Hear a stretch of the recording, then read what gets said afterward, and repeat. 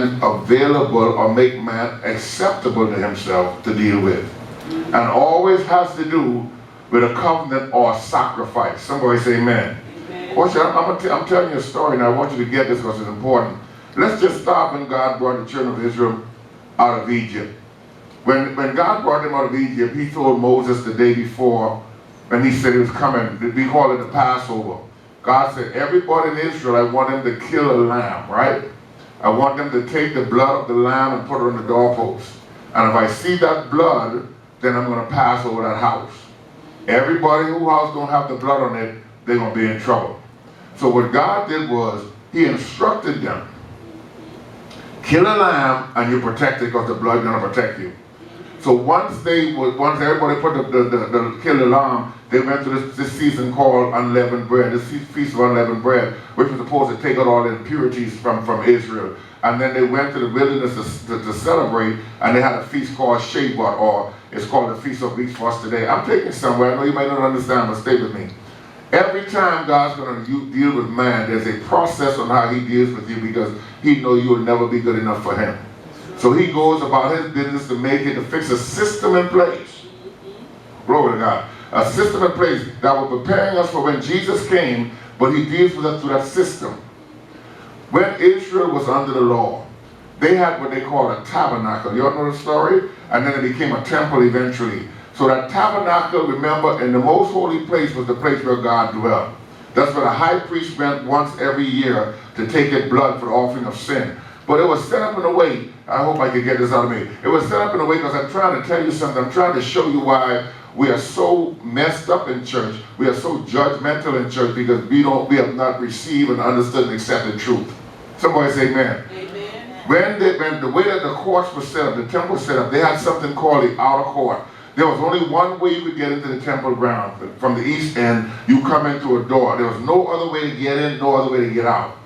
The minute you got in, glory to God, there was what they call a brazen altar, a bronze altar set up where you would bring your sacrifice, and then you would offer your sacrifice. The priest would be there. You would kill your lamb, and the priest would take the blood of the lamb, and then the priest poured the blood in the bucket. It means that your sin has been forgiven. Oh, I'm taking you somewhere here. Let me say it again. Now, the thing about the temple was, remember, you had the outer courts, and then you had the holy place, and then you had the most holy place. The outer courts is where people came and they offered up their offering, but most of the times they offered the offering and then they left. The holy place was a place where the priest went to do service to God. Y'all remember this? So understand that everybody who came into the outer courts and made a sacrifice was not invited into the holy place. The holy place was only people who were chosen by God to do service for him. Now after the holy place was the most holy place, what Paul called the holiest of all. Into that place went only the high priest once a year with one offering for the sin of man. Now when you walk into the yard, I'm teaching you something. When you first walk into the gate, there was the brazen altar that was for sins. When the priest over here offered up this sacrifice, that was for sin. Two different things. Over here, this one had to do with behavior. Over there, that had to do with position.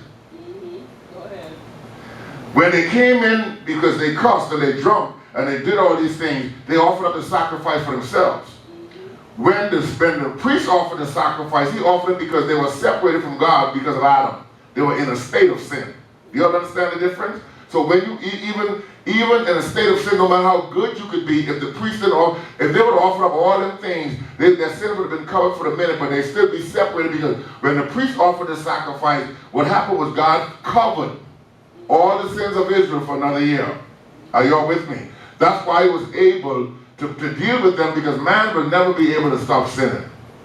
I don't care what nobody tell you. I don't care what preacher lie to you. I don't care how long you're dressed yet or what robe the preacher put on. The way that God set it up, if we look at sins, anything contrary to faith is a sin, so you could never stop sinning on your own. Say amen to that. Let me say it again now. Some of you, the church got to get this, because I'm going to help you right here in a minute. Right here is when you walk into the temple, they had the big fence around, the gate around. To the side there was the brazen altar, the priest was there. Everybody had to bring their own sacrifice to offer for their own sins. But everybody couldn't go to the holy place.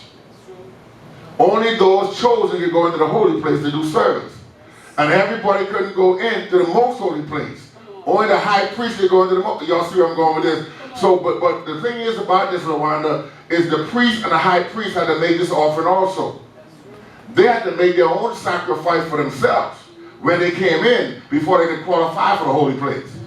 So they had to first be cleansed of their sin to be able to go into the holy place to do service and the most holy place to offer the great sacrifice. Are y'all with me here?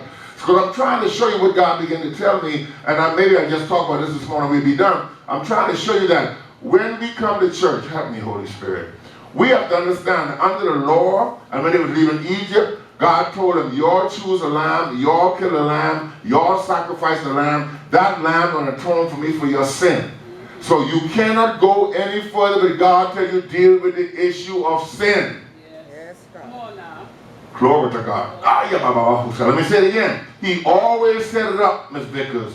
In the Garden of Eden, when they was coming out of Egypt, when he set up the tabernacle, when he set up the temple, he said, if I'm going to fellowship with you, the first thing you got to deal with is the issue of sin. Because I will not deal with sin. I cannot deal with sin. I can only work on holy things. The problem is, we're trying to deal with sin from our perspective and not his. Yes. Yeah. Come on. Are y'all here with me? I'm teaching really good here. See, what we do is we come to church and we put everything on you, and we tell you, you got to stop sinning, and then you get guilty and condemned, and then you leave church, or you sit in the back and never do nothing because you know you can't stop doing what it is that you're trying to stop. Someone say amen. Some people stop for a little while, some people stop for a long while, but just because you stop smoking don't mean you stop cussing. Someone say amen. Just because you stop doing what we can see don't mean you're not doing the things we can't see. Can we talk here? Because I'm going to teach you on something.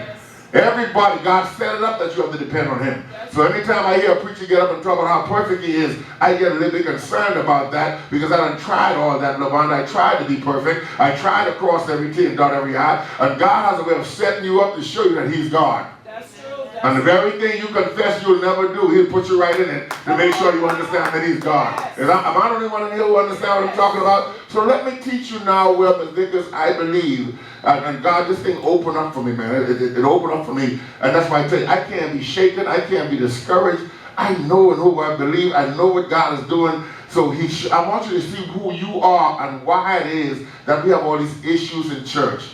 Because when we come to God, we enter through Jesus. He's the way. He's the truth. He's the life. He's the sacrificial lamb. When Jesus died on that cross, that was God's eternal brazen altar. Let me slow down and try to teach this. If you can hear me, say amen. Amen. When Jesus offered up himself, he made the whole world righteous. He reversed what Adam did. So when he died and offered up his blood, he paid the debt of sin forever. Remember, you cannot move forward with God until you deal with sin. God is not going to deal with you until he deals with your sin. God help me in here. He was not going to deal with Egypt. Even the priest couldn't go to the holy place. They couldn't go to the most holy place until he stopped at that brazen altar and took care of the issue of sin. It didn't mean that they stopped doing what they was doing. It meant that they offered up a lamb. At that moment, and when they offered up the lamb, they became perfect before him that they could go forward and have fellowship with him. Is this coming all right? So what he did for us is that he didn't ask us to make an offering. He made an offering for us. He chose the lamb, and he chose how to sacrifice the lamb. He chose his own son. This is good if y'all get it. He chose his own son. He offered him up on the cross for us, and he was our sin offering.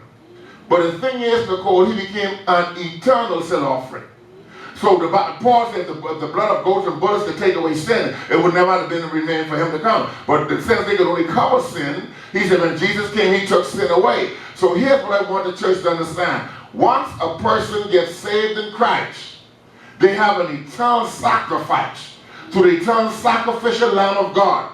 Now, here's what happened. Those who are chosen get to come to the holy place. Good God, this is good. Now, stay with me. The church then becomes that holy place. Are y'all understand what I'm saying? Under the covenant, it was in the tabernacle. The holy place was the place that the priest went into after the sacrifice. So for us, the church becomes that holy place. That's why he calls us a holy nation. We are holy people. But everybody that was in the outer courts, even though their sins are forgiven, because they're not chosen, some people live in this world don't even know their sins forgiven. Because they never come to church. They are righteous because the Bible says he reversed Adam's sin and he made everybody righteous. We were all mixed. Y'all ain't ready for this.